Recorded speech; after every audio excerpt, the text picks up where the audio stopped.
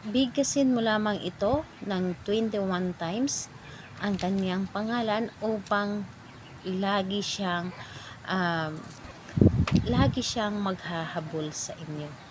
Hello mga guys, kumusta kayo? Panibagong araw, panibagong video na naman tayo. And sa araw na ito ay isa na namang video ang aking tuturo sa inyo na simpleng gabay o simpleng pamamaraan na makakatulong sa atin. At bago ang lahat, gusto ko lang mag-disclaimer sa mga taong hindi naniniwala at hindi gusto ang mga kagaya nitong video.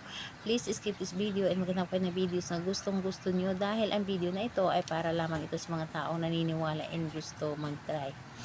So, kayo ba ay hindi hinahabol ng inyong partner? Kayo ba ay laging naghahabol sa kanya? Yung tipong siya wala namang pakialam sa inyo tapos ikaw habol lang habol sa kanya dahil sobrang mahal na mahal mo siya. Bakit hindi natin gawin na siya yung maghahabol palagi sa atin? Siya yung magbibigay atensyon sa atin. Siya yung magbibigay importansya sa atin. Yung tipong ipaparamdam niya sa atin kung gaano niya tayo kamahal. Yung tipong ipaparamdam niya sa atin na hindi niya kaya mawala tayo sa buhay niya. Napakadali lamang natin itong gawin. Wala tayong ibang gagamitin kundi yung isip lamang natin at yung sarili natin. Kailangan natin ang energy ng ating sarili. Kailangan natin ang magandang paggawa nito, yung tipong wala tayong mga problema, wala tayong mga iniinda na mga iniisip diyan yung sa puso natin. So gawin natin ito ng bukal sa ating puso ang paggawa upang mas mabilis itong gumana sa ating paruroonan. So ayan po, wala tayong ibang handa kundi sarili lang natin. And siguraduhin mo lamang na hindi ka nagdalawang isip sa paggawa nito.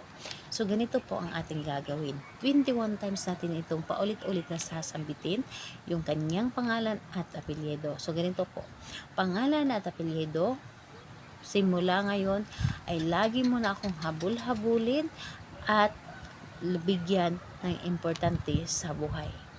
Pangalan, apelyido, lagi mo akong habul-habulin at bigyan ng importante sa buhay. So 21 times mo po yan nasasambitin. So paulit-ulit lamang.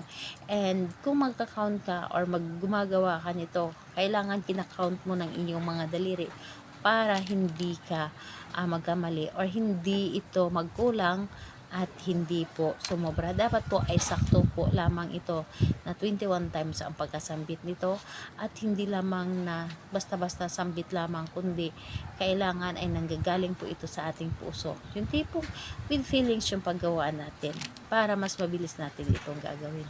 At kung ikaw ay isa sa mga may tiwala sa iyong mga ginagawa, mas madali mo ito mapapagana kapag gumagawa kayo ng mga ritual.